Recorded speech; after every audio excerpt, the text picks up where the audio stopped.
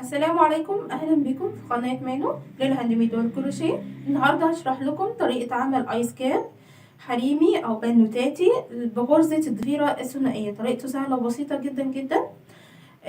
هشرح لكم بالتفصيل، بس ما تنسوش تشتركوا معايا في القناة وتفعلوا زر الجرس وتشجعوني بلايك وشير لو عجبك الفيديو عشان اقدر اوصل لعدد ناس اكبر. ودلوقتي هبدأ اشرح لكم طريقة عمل الايس كاب.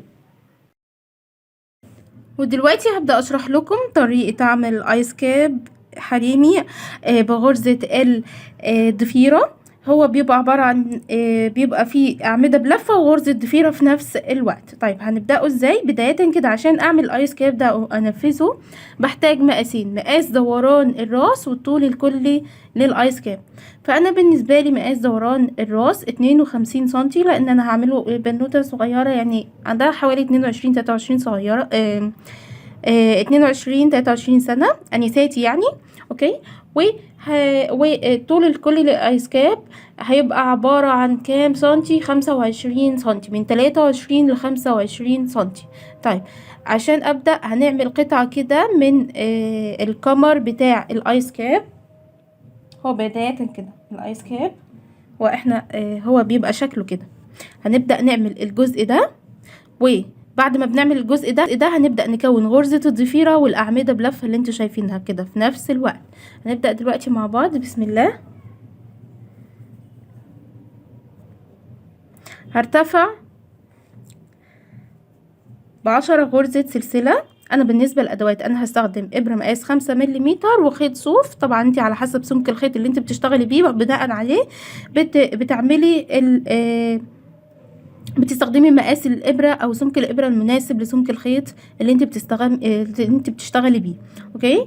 هنبدا نشتغل 10 غرزه سلسله. دي 1 2 3 4 5 6 7 8 9 10. ارتفعت كده ب10 غرزه سلسله، باخد لفه على الابره، بسيب غرزه التانية، بدخل في التالتة، بعمل فوقيها غرزه عمود بلفه، والغرزه اللي بعدها كمان غرزه عمود بلفه، فوق كل غرزه غرزه عمود بلفه لحد ما بوصل لنهايه السطر كده بنفس الطريقة. بكمل كده لحد ما بوصل لنهاية السطر. فوق كل غرزة غرزة عمود بلفة.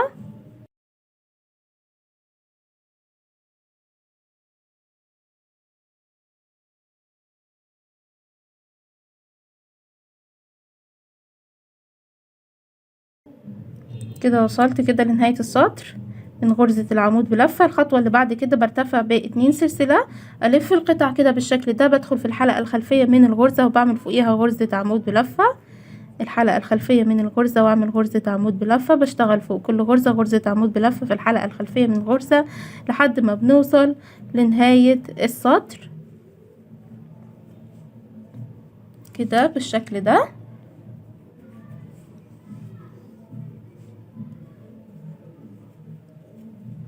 فوق كل غرزة غرزة عمود بلفة في الحلقة الخلفية من الغرزة.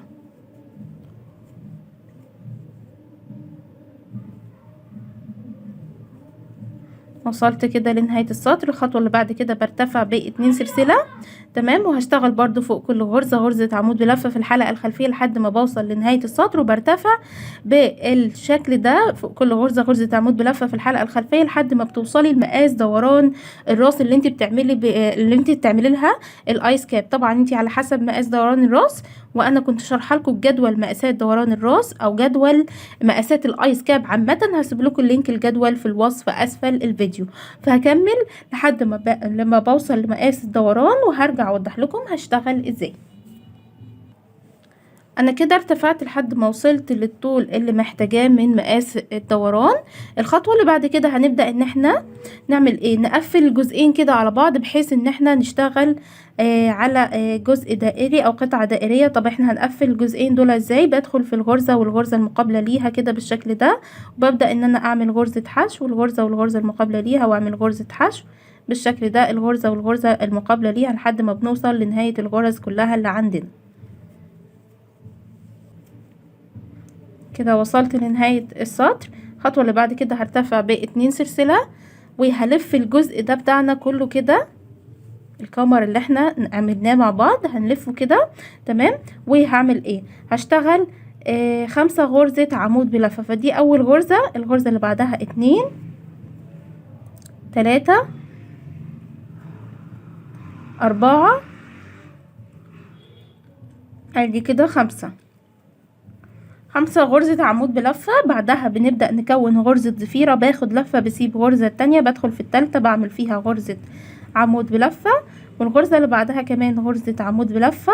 بعد كده برجع باخد لفة، برجع من ظهر الغرزة كده. بنبدأ ان احنا نشتغل في الغرزتين اللي احنا تركناهم، بنشتغل فوق كل غرزة غرزة عمود بلفة كده بالشكل ده، بس من ظهر الغرز عشان نكون غرزة الضفيرة الثنائية. وطبعا شرحت لكم غرزة الضفيرة الثنائية، هسيب لكم لينكها في الوصف اسفل الفيديو. كده كونت اساس غرزة الضفيرة. بعد ما بعمل غرزة الضفيرة برجع اعمل 5 غرزة عمود بلفة. ادي 1 2 3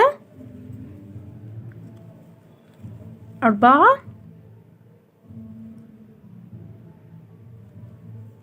ادي كده 5. عملت 5 غرزة عمود بلفة. الخطوة اللي بعد كده هبدأ ان انا اعمل ايه؟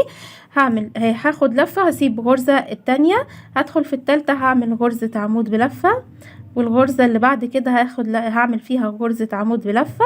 هرجع بعد كده الغرزتين اللي احنا سيبناهم، بندخل كده من ظهر الغرزة كده بالشكل ده، بعمل غرزة عمود بلفة، وبعمل كمان هنا غرزة عمود بلفة كده بالشكل ده. بعد كده بعمل ايه؟ بشتغل 5 غرزة عمود بلفة. يعني احنا بنستمر كده بنفس الطريقة لنهاية السطر. 5 غرزة عمود بلفة. بعد ما بنخلصهم بنعمل غرزة ضفيرة. 5 غرزة عمود بلفة، بعد ما بنخلصهم بنعمل غرزة ضفيرة. فبكرر الخطوة دي لحد ما بوصل لنهاية السطر، وهرجع اوضح لكم السطر اللي بعده هشتغل ازاي. يعني انا هنا كونت غرزة الضفيرة، هشتغل بعد كده 5 غرزة عمود بلفة. فدي اول غرزة، بعد كده 2 3 4 ادي كده 5 غرزة عمود بلفة، غرزة الضفيرة 5 غرزة عمود بلفة، وهكذا لحد ما بوصل لنهاية السطر. انا كده وصلت لنهاية السطر، واخر غرزة في السطر كانت معايا غرزة ضفيرة، واللي بعدها اعمدة بلفة. كده انا ماشية صح. الخطوة اللي بعد كده هرتفع ب2 سلسلة، بشتغل فوق كل غرزة عمود بلفة هتقابلني غرزة عمود بلفة بالشكل ده لحد ما بنوصل لغرزة الضفيرة. تمام. ادي كده وصلت لغرزة الضفيرة. باجي عند غرزة الضفيرة بشتغل فوقيها، فوق كل غرزة من ال4 غرز بتوع الضفيرة بشتغل بريد امامي. بدخل كده بالشكل ده وبعمل غرزة بريد امامي اهو. بدخل بالشكل ده بعمل بريد امامي كده، وبعمل الاعمدة، باخد لفة واطلع من حلقتين في حلقتين اهو، بريد امامي بريد امامي كده بالشكل ده. بعد كده بعمل ايه؟ فوق كل غرزة عمود بلفة غرزة عمود بلفة لحد ما بوصل لغرزة الضفيرة اللي بعد كده. وفي غرزة الضفيرة بعمل ايه؟ برجع ان انا اشتغل بريد امامي فوق كل غرزة من ال4 غرز، غرزة بريد امامي كده بالشكل ده.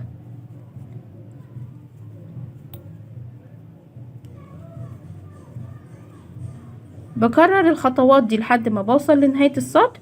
والسطر اللي بعده ببتدي اشتغل نفس السطر الاولاني اللي هو يعني السطر رقم 3 ده. هبتدي ده كده السطر الاول، ده السطر التاني اللي احنا بنشتغله مع بعض. احنا بنكرر السطرين دول لحد ما بتوصلي لطول الايس كاب اللي انت محتاجاه، وطول الايس كاب طبعا 25 سنتي. فبنوصل لنهاية السطر بنفس الطريقة. فوق كل غرزة ضفيرة بريد امامي، فوق كل غرزة من غرز الضفيرة بريد امامي، فوق كل غرزة عمود بلفة غرزة عمود بلفة عادي جدا. تمام. هكرر الخطوات دي وهنرجع مع بعض، وهوصل لطول الايس كاب وهنرجع مع بعض نقفل التقفيلة النهائية للايس كاب بتاعنا. انا كده بعد ما برتفع للاسطر اللي انا محتاجاها بقص الخيط بتاعي كده بالشكل ده. ببدأ امرره في ابرة التنظيف سواء المعدن او البلاستيك. هنبدأ الخطوة اللي بعد كده نعمل ايه؟ بنبدأ ان احنا نمرر الخيط كده بالابرة كده على اطراف الايس كاب او على اطراف الغرز كلها كده بالشكل ده.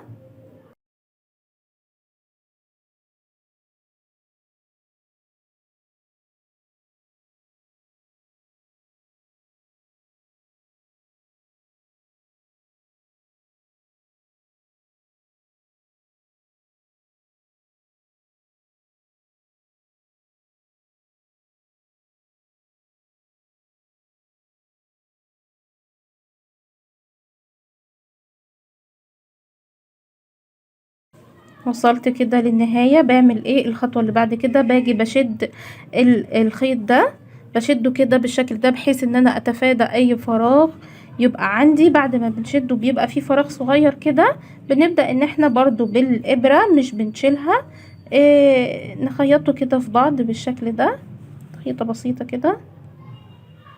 تمام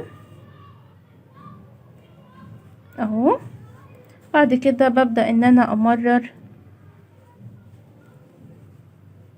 الخيط كده وبنقصه. الشكل النهائي للايس كاب بتاعي بيبقى بالشكل ده. طريقته سهله وبسيطه جدا. ممكن هنا تحطي له كوره فرو او كوره بونبون، زي ما انتي حابه ان انتي تخليه كده، اوكي مفيش مشكله. وده الشكل النهائي للايس كاب بتاعنا.